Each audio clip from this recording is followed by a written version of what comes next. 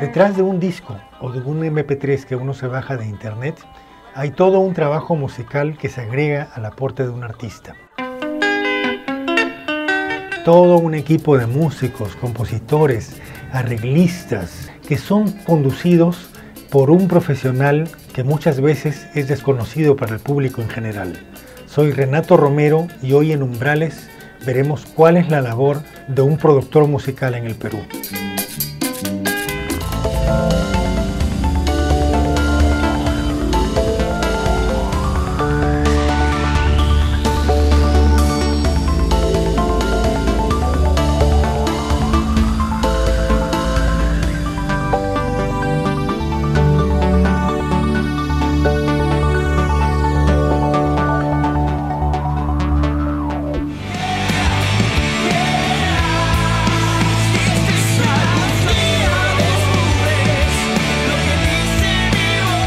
Para que las ideas musicales lleguen al disco, es necesario que éstas pasen por diferentes procesos.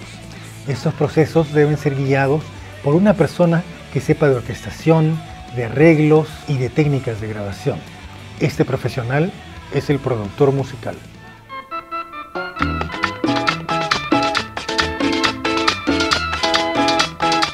A mediados del siglo pasado empezaron las grabaciones en discos de carbón y de vinilo. En 1971, Alberto Maraví creó Infopesa para grabar a diversos artistas. Su dedicación a la producción musical en su propio estudio de grabación lo ha llevado a poseer hoy uno de los más grandes archivos de la cumbia peruana.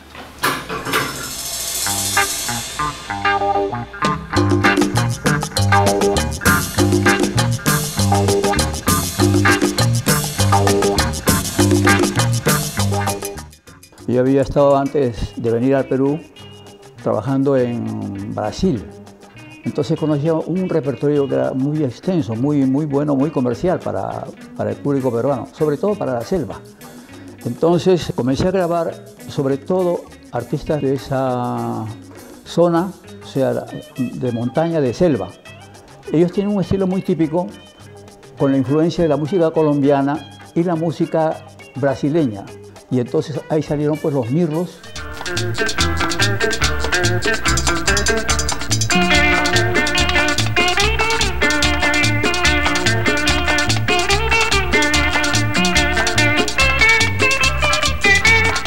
Juaneco y su combo. Bueno, mira, aparecieron como algo así como 12 a 15 conjuntos que tenían un repertorio desconocido para la costa. Y entonces los apoyamos y casualmente se armó lo que se llamó el Poder Verde.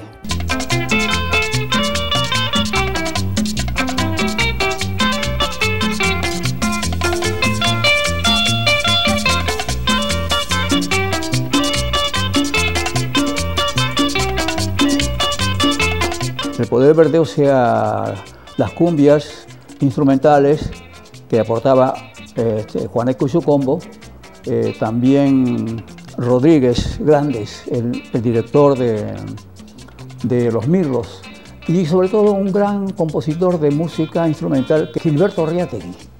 Él hizo una cumbia que se llama, y se llamará, titulada La cumbia de los pajarillos o la danza de los mirlos.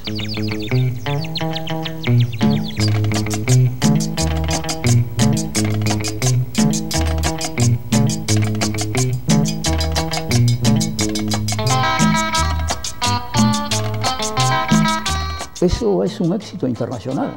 Grabamos también a Walter León y los Ilusionistas. Los Ilusionistas tuvieron un éxito muy grande con la colegiala aquí en el Perú.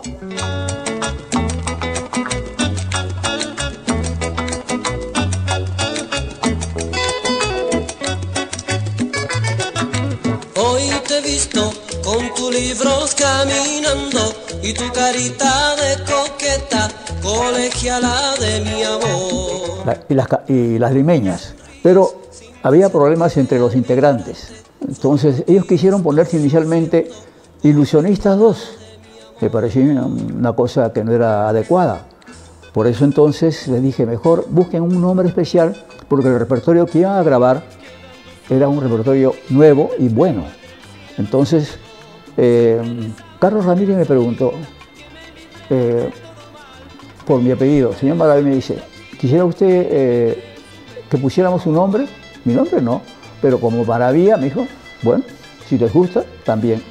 Y lanzamos un long play que fue un éxito tremendo. ¿Te acuerdas?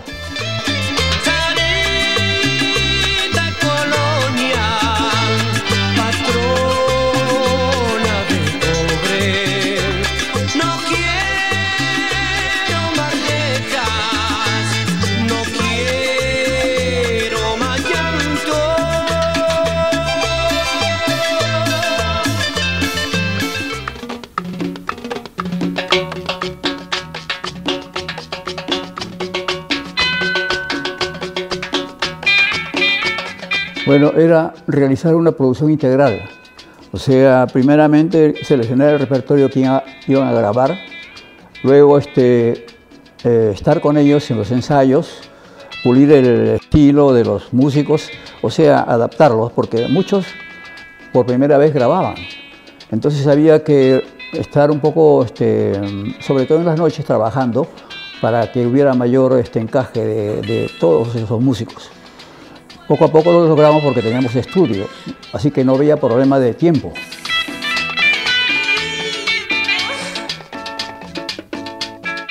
Después de grabar la mezcla, después había que efectuar, o sea, la promoción, tomar fotografías, biografías y buscar también el contacto con periodistas para que esas grabaciones tuvieran pues repercusión. O sea, era así una cosa continua de producción, promoción, o sea, promoción, difusión y ventas. En aquellos años, la distribución musical era en discos de vinilo en dos tamaños, los de 33 revoluciones por minuto y los de 45. El más pequeño, que tenía una canción en cada lado, servía para evaluar el mercado. Inicialmente se producían en 45 revoluciones. Producíamos un promedio de 3.000, de los cuales un promedio de 300 discos lo utilizábamos en surtir a las radios de Lima y provincias. Bueno, inicialmente se hacía un promedio de 1.000 long plays. 1.000 long plays, y posteriormente, de acuerdo a las ventas, cuando ya veíamos que el artista estaba pegando, como nos sucedió con el Cuarteto Continental, que hicimos las cumbias pegaditas en 1980, eso fue pues una cosa, digamos, fue un boom, como dicen en la música tropical.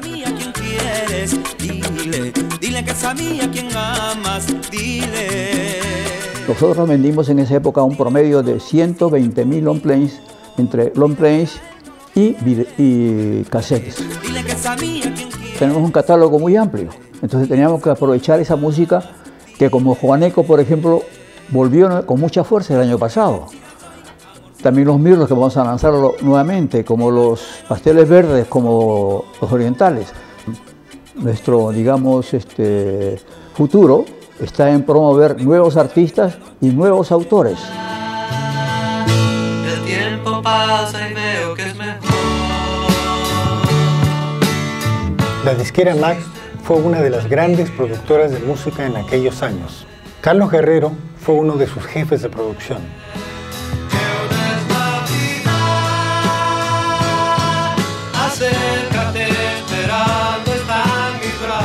Estamos con Carlos Guerrero, un músico muy conocido, pero también su faceta de productor musical es muy importante.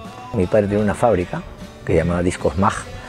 Yo trabajé en ella desde el año 1967. Entonces conozco el teje y el maneje de lo que se llamaría el disco en realidad, ¿no? Que es totalmente diferente a como es ahora. Así, estamos hablando de la época del disco LP. Claro, claro. Bueno, yo me acuerdo de haber ido a la fábrica cuando todavía se hacían los 78, ¿no? Yo he prensado 78, discos de 78 cuando yo tenía ¿cómo se llama esto? Que sería pues 8 años. Entonces era otro tipo de negocio Y las fábricas producían, además las fábricas producían, y no solamente producían, sino que de alguna manera filtraban un poco, porque tenías tú momentos donde las fábricas hacían lo que se llamaban las pruebas de los nuevos artistas, y a los cuales no consideraban interesantes, les decían que no, y a los cuales les decían que sí, les firmaban un contrato, les hacían un 45 de prueba, y si funcionaba, y ahí empezaba toda la onda, ¿no? Pues todo aquello que nos separó. La otra de las cosas que era una maravilla antiguamente, tú antes no tenías que hacer un disco completo, las fábricas hacían un 45. En la época del 45. Lógico, hacían 2 canciones, si el disco funcionaba, entonces recién te decían, vamos a grabar el segundo 45, si ya funcionaba el segundo, recién entraban al long play. En cambio ahora tú tienes que hacer una producción de 10 discos de 10 canciones mínimas, porque si no, no hay cómo sacar un CD. Ahora, desde el punto de vista del músico, hablando ya del Perú y del músico peruano, en aquellos años que tú has tenido la enorme suerte de conocer de primera mano, ¿no? El músico sabía a dónde acudir, por ejemplo, a discos. Tenía diferentes opciones, ¿no? A Sonoradio, Así es, y no solamente eso, sino que las compañías te firmaban un contrato y cobrabas. O sea, a ti te pagaban por cada disco que grababas, ¿no? Y fuera eso tenían algunos casos regalías de autor, era otra cosa, era otra forma. Pero entonces ahora el músico, ¿qué hace? ¿Se siente un poco desvalido, ya sin Yo creo que ahora la música ha cambiado un poco, yo creo que producen y llevan sus propios discos a sus actuaciones y los venden y de esa manera empiezan a recuperar su plata, ¿no? Pero se ha perdido un poco el sentido, pues, ¿no? O sea, ya cada uno juega su partido a su manera y ya no tiene toda una misma dirección. Pero bueno, es lo que es ahorita. Sentir lo mismo para estremecer.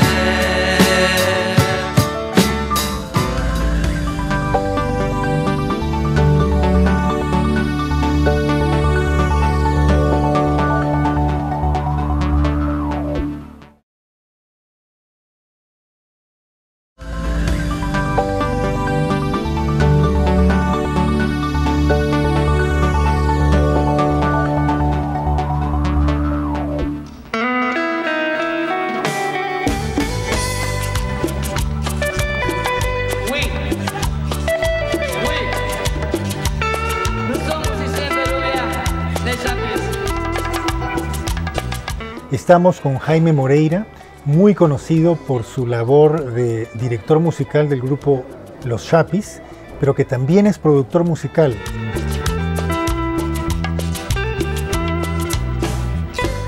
Cuéntanos, ¿en qué consiste tu trabajo como productor musical? Los artistas nos hemos visto obligados a la caída de las grandes empresas discográficas, llámese Yemsa, llámese Virrey, llámese FTA, DINSA, etcétera.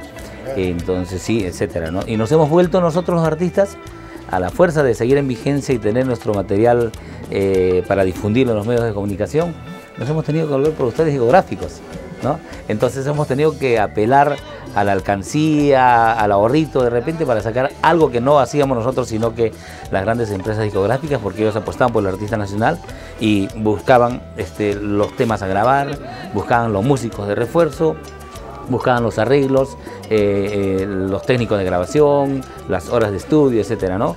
El empaquetado, el embolsado y finalmente el producto a disposición del consumidor.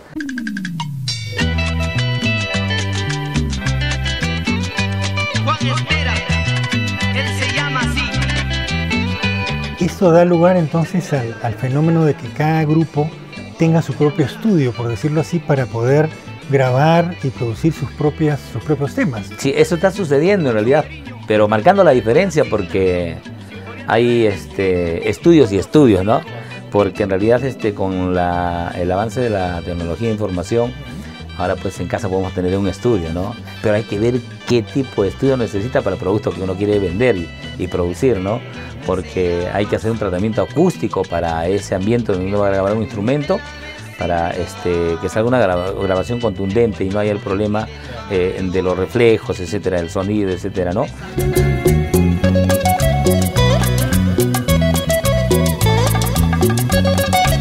Ahora el productor musical no solamente, digamos, se mete en los aspectos técnicos, ¿no? del quehacer musical del grupo, sino que también ayuda en los aspectos creativos, ¿no es cierto? O debería hacerlo. Había eso en las grandes empresas. En esta época cada uno es dueño de su propio destino en realidad, ¿no?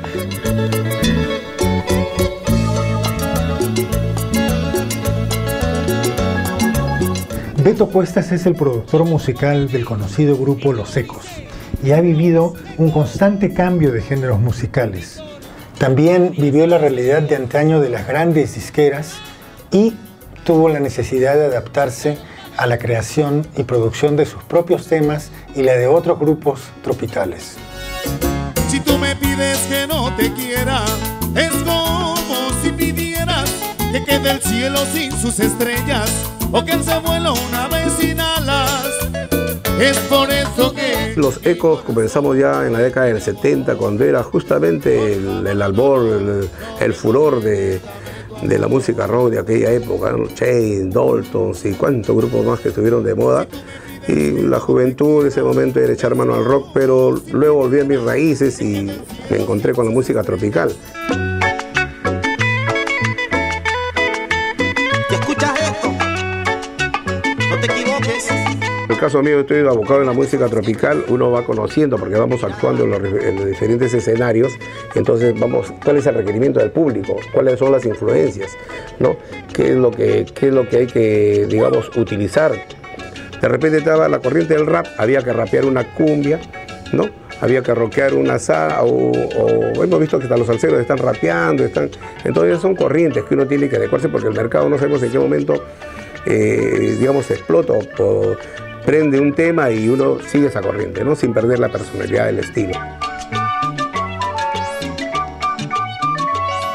Ya no sé ni quién soy, cierro los ojos, veo tu rostro, ya no estás solo, tiemblo por ti, dime si esto es amor.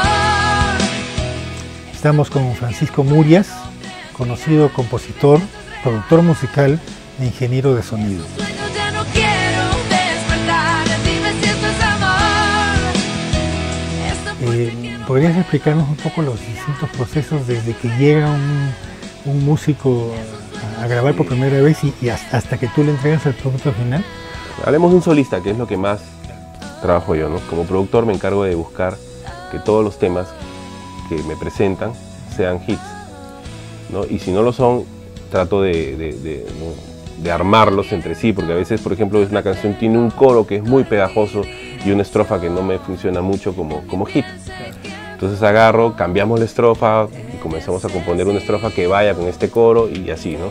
O a veces también compongo las canciones para el cantante. Una vez que tengo todo eso ya, las canciones listas, convoco a todo mi equipo de músicos.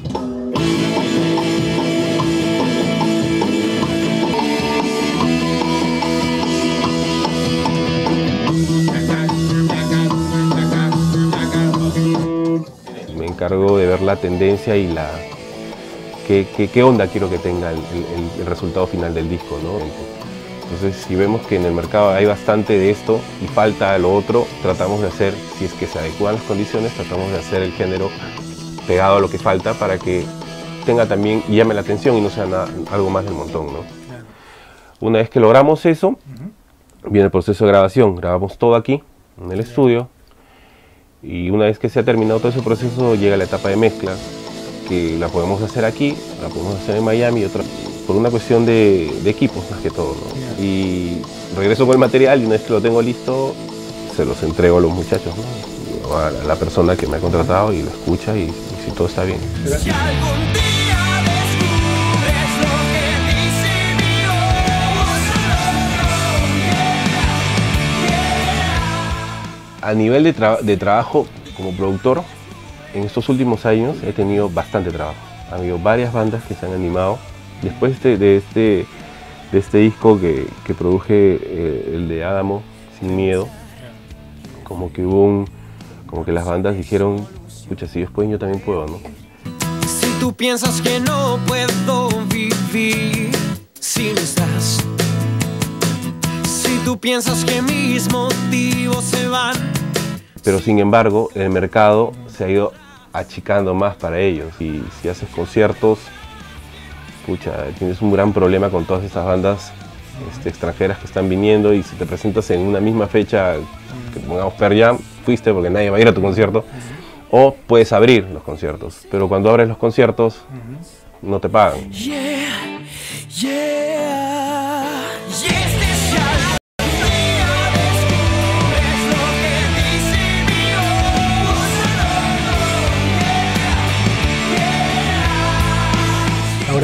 Yo diría que, por otro lado, eso significa también una mayor exposición de estas grandes bandas hacia los grupos locales, que yo creo que con el tiempo va a cumplir un rol elevando el nivel musical. Eso también ha hecho que las bandas nacionales eleven su nivel en todo lo que es puesta en escena, ¿no?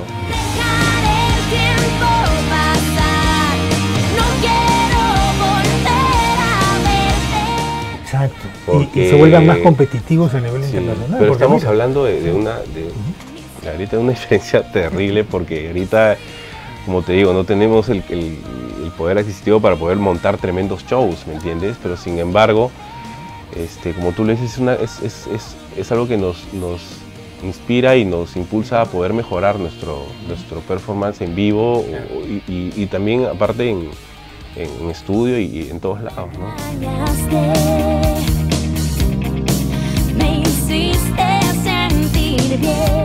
Los temas de un grupo en manos de un productor musical pueden potenciarse y llegar a un nuevo nivel, inclusive hasta exceder los límites de los géneros musicales. Nos encontramos con Juan Manuel Venegas, productor musical del grupo colectivo Circo Band.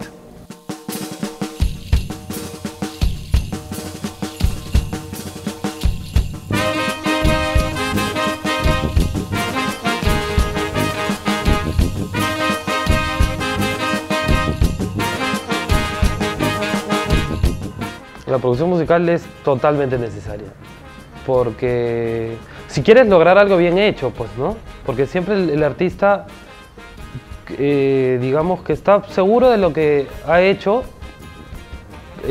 no lo quiere modificar, eso suele pasar mucho acá, pero no, llega el productor musical y te dice, no va por acá, métele estos arreglos, cortemos la estructura, en vez de que dure 5 minutos, que dure 3:15, métele más coro, reduce el solo de guitarra, si es necesario. Si es que quieres lograr un mejor resultado de tu música, no necesariamente vender hitsazos, pues, ¿no? No necesariamente eso, pero sí encontrarle el resultado óptimo a tu música.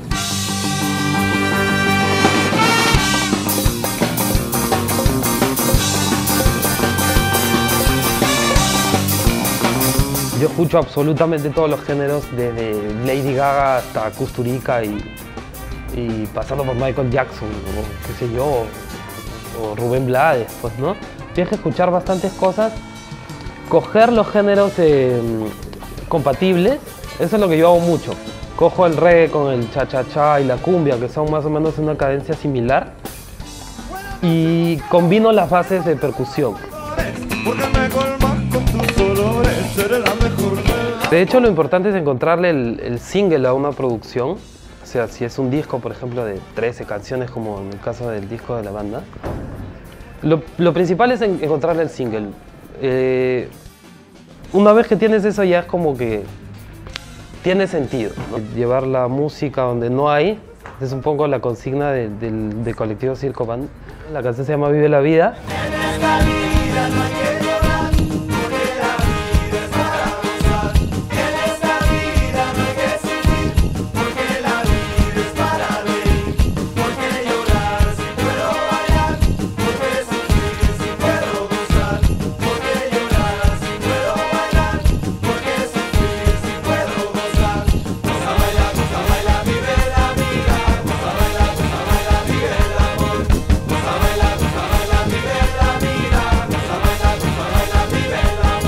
De eso se trata, en esta vida no hay que llorar, en esta vida hay que gozar.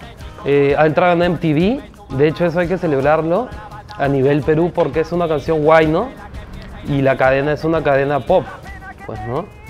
Grande, una cadena latinoamericana que pasa pop, y el hecho de que haya entrado una canción huayno a una cadena así ya es como que un gran logro para Perú. El Perú está de moda en todos lados.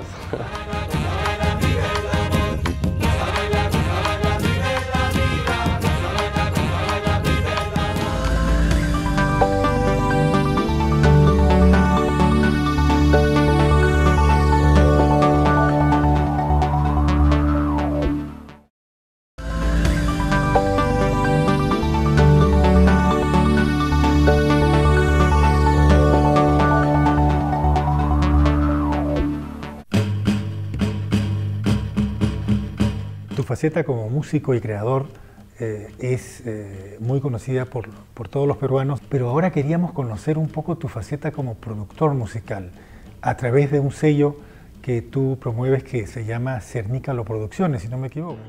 El punto del nacimiento de Cernícalo como productora fue: queremos rescatar la calidad musical en el Perú.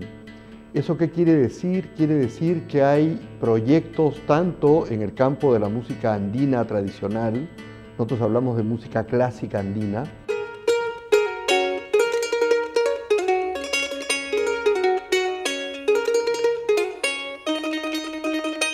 como en el campo de la fusión, como en el campo de compositores, como en el campo del rock o como en el campo del jazz.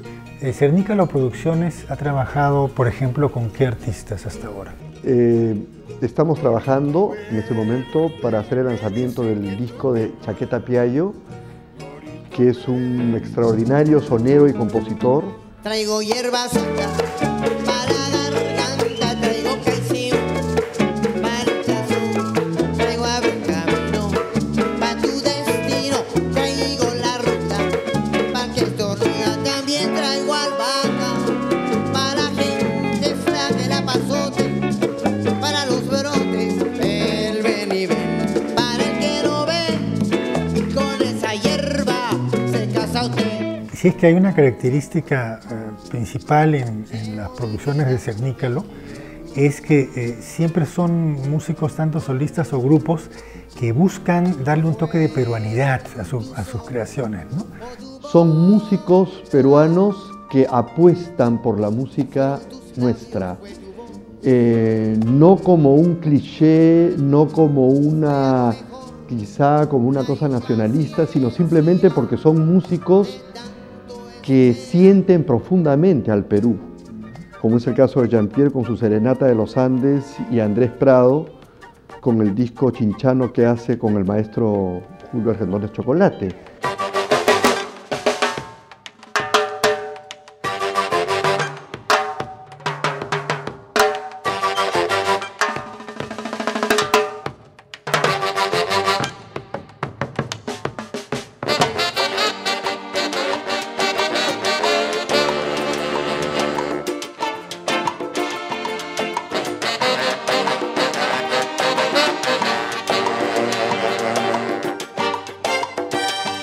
Desde el punto de vista del proceso de producción, cuando tú decides apoyar a un músico peruano, ¿cómo comienza el proceso? ¿Comienza llevándolo a la sala de grabación, por ejemplo? No, hay un proceso previo que es el proceso de los fondos, que es un proceso muy duro a veces.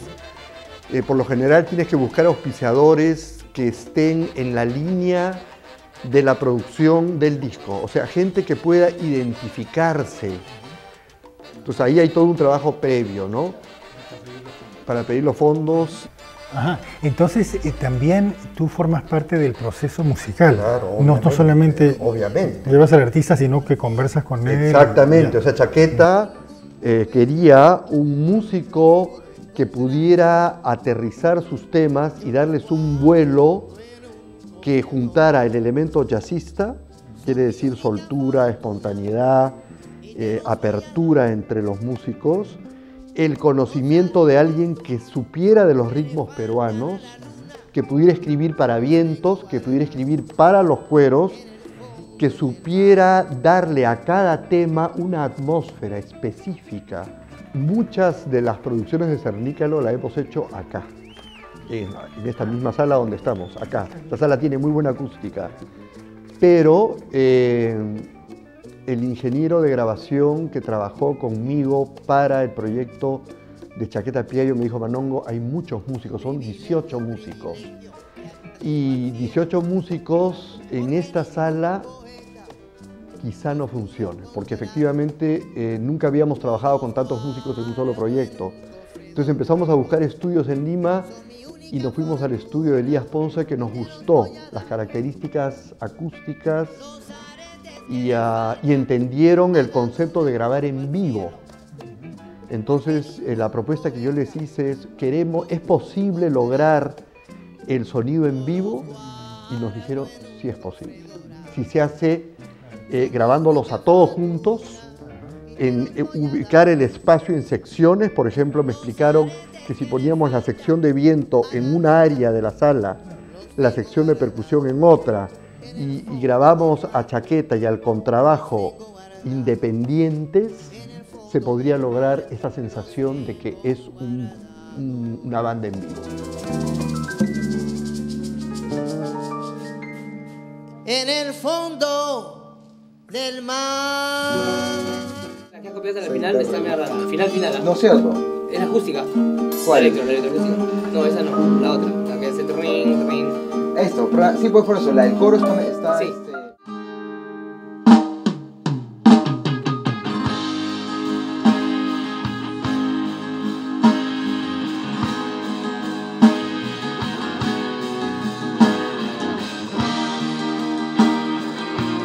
Estamos con José Carlos Ponce, uno de los productores musicales e ingenieros de sonido más importantes del país.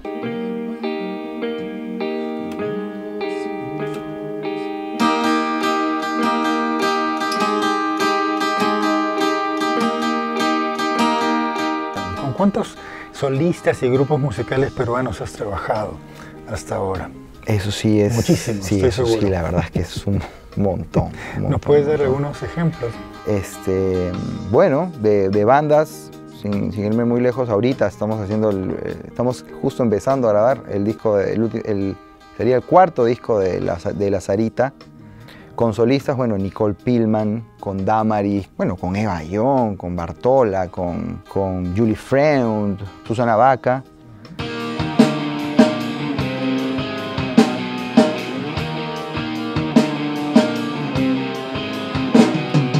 ¿Cuál es la diferencia fundamental para ti entre grabar, por ejemplo, una orquesta, un conjunto musical en vivo y grabarlos en estudio?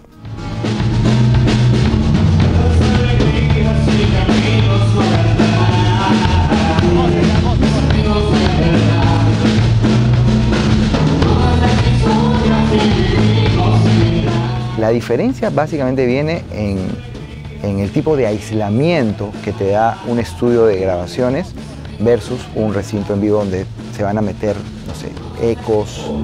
Es que yo le corto, si yo le corto se baja. O sea, es así, desgraciadamente, de que... rebotes de las frecuencias digamos, del recinto o de la sala. Grabar un concierto en vivo, lo que te da a la hora de escucharlo en un disco o viéndolo en un DVD, es digamos, la fuerza y la onda que esa presentación tuvo, ¿no? Sin embargo, un disco grabado en un estudio, lo que tiene que reflejar para mí es la esencia del artista y para mí, al menos, en una cuestión que transmita mucho la onda de la música que el artista hace, ¿no?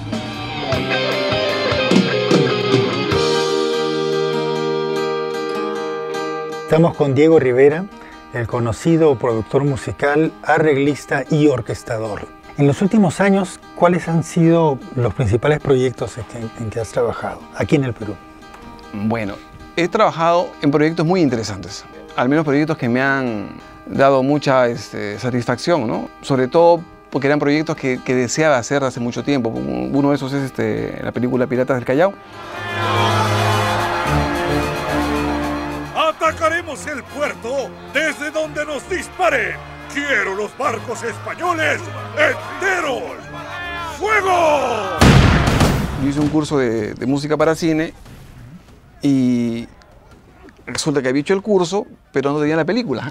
Así que Pirata fue el inicio para poder desarrollar más adelante lo que realmente quería hacer, que era hacer música para cine.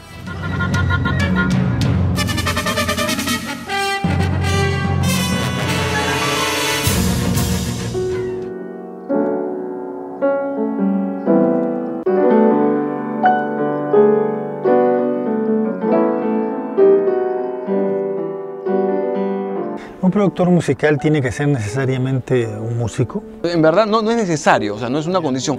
¿Y por qué no es necesario? No es necesario simplemente porque un productor tiene que tener dos cosas fundamentales. Primero, la capacidad de poder organizar. Y número dos, el poder tener una idea clara de lo que requiere el artista y poder llevarla desde sus inicios hasta el final.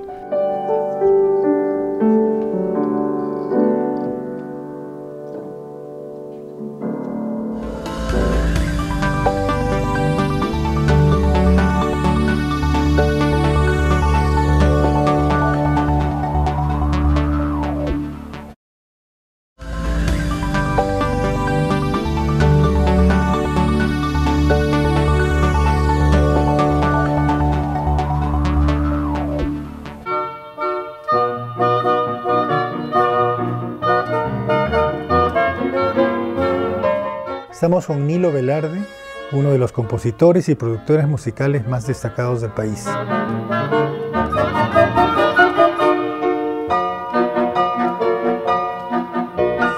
¿Te has dedicado más a grabar música clásica peruana?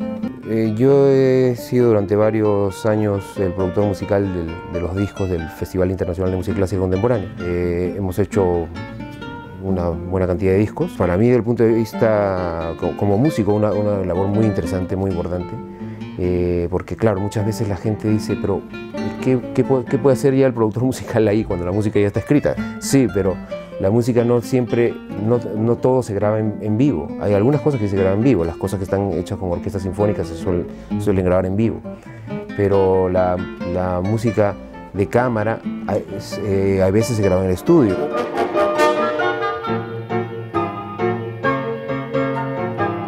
Tus últimos trabajos como productor, nos decías, ya vienen de la música popular.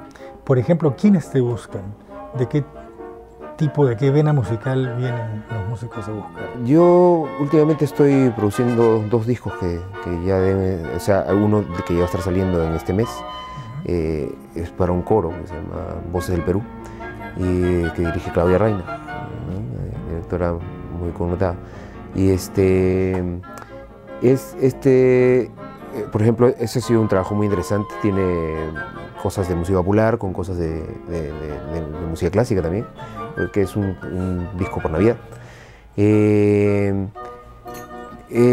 Ellos, por ejemplo, me buscaron para trabajar eso, pero además, por ejemplo, estoy trabajando con un grupo que se llama Teruá, es un grupo cristiano católico. Con ellos sí he trabajado, bueno, llevamos casi un año trabajando.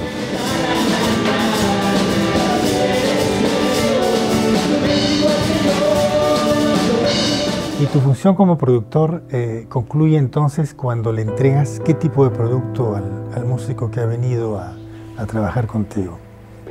Bueno, la producción, si debemos llegar hasta el disco, entonces yo me encargo de asesorar toda la grabación. La idea es que en el máster están todos los temas del disco y debe tener los niveles adecuados y tener la sonoridad, el concepto de sonoridad que uno haya diseñado para ese disco, ¿no?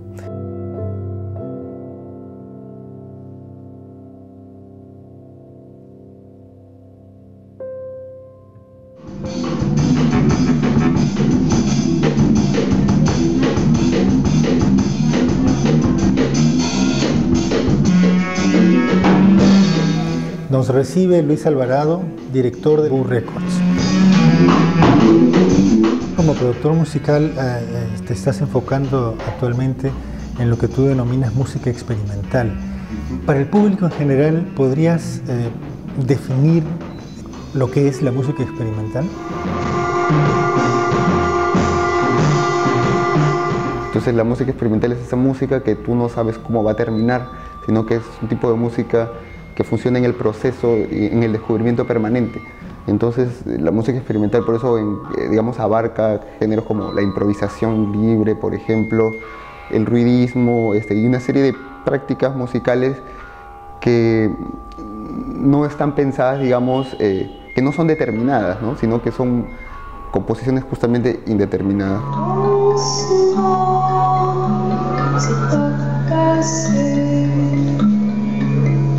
Claro, hay muchos grupos que ya me traen el material, o hay algunos casos donde yo les digo, oye, me interesa editarte algo porque he escuchado, me gusta.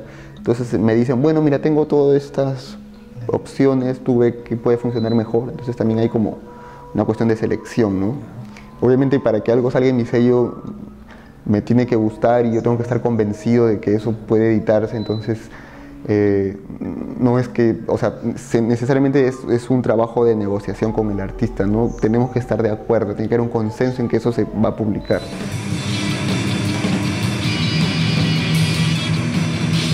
Toda industria musical necesita tanto de músicos, intérpretes, compositores y todos los especialistas que hay en el campo creativo de la música propiamente dicha, pero también del productor musical, porque es quien permite que esta música al final llegue al gran público, y además también participa, como tú nos decías, del proceso creativo, ¿no? Junto con los grupos o los solistas con quienes trabaja. ¿Crees que en el Perú hay suficientes productores musicales que acompañen la labor de los músicos peruanos?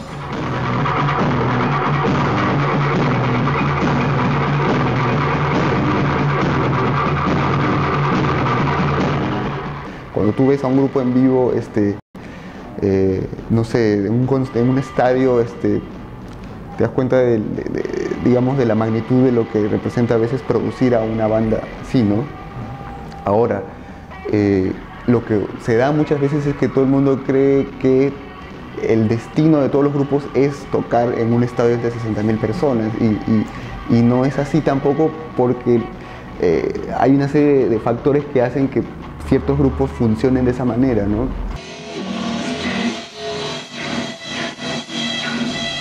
Es como que existe un mundo digamos, profesional, un mundo de mainstream en Lima, que igual el mainstream musical en Lima es pequeño. Quizás los únicos que en realidad pueden jactarse de ser un verdadero mainstream musical en Lima son los grupos de cumbia. Todo lo demás creo que es pequeño. O sea, existe este mainstream, digamos, y existe esta producción, como te digo, underground, que pasa por muchos estilos musicales, ¿no? De jazz, de rock, de música de cantautores, de música electrónica. Y es algo que, o sea, nos damos el lujo, digamos, de hacer que se mantenga en esos niveles, ¿no? Cuando tranquilamente se podría crear algún tipo de gestión, algún tipo, no sé, de iniciativa para visibilizar a esta gente, ¿no? Porque es muy grande. Y no sé, digo todo esto porque creo que hay un desconocimiento, ¿no? De lo que pasa. Creo que tal vez el reflejo más evidente sea las radios. O sea, pones la radio, o sea, la radio no refleja lo que pasa en el Perú musicalmente, salvo lo que pasa tal vez en algunos estratos, en algunos circuitos, pero en realidad hay tanta música que pasa desapercibida y que, no sé, siento que es algo que debería corregirse, ¿no? O al menos, no sé, debería cambiar.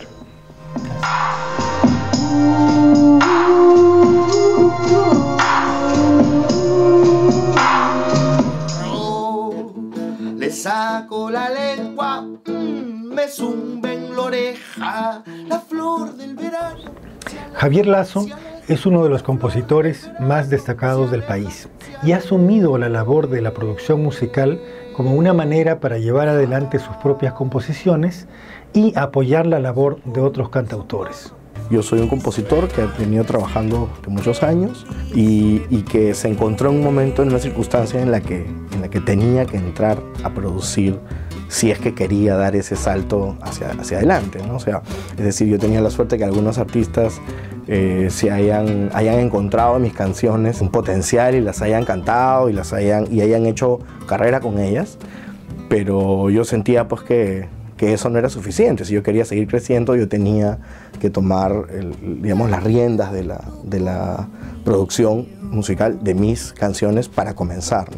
Y de ahí, digamos, se dieron dos procesos, ¿no? Uno que me llevó a producir música para niños, que es en realidad lo que yo más elaboro y creamos este espacio para eso, para producir música para niños. En una manzana un pequeño gusano, dentro de un jazmín una abeja feliz, dentro de un maíz un gorgojo hace pis. Uy. Y luego, casi como por default, el producir música para cantautores, ¿no? Como yo. O sea, que un poco que la experiencia que me había, o lo que me estaba pasando a mí, era algo que tenía que repetirse. Entonces yo creo que yo soy un compositor que se produce, ¿no? El agua que salta conversa conmigo. Me cuenta que viaja por valles y surcos, llevando canoas, bañando los juncos. Hay mucha producción independiente, ¿no? Pero lo que no tenemos todavía, ciertamente, son verdaderos canales de distribución para esa música. Entonces somos como un globo lleno de dulce, pero que no llega a las bocas ansiosas de dulce, ¿no?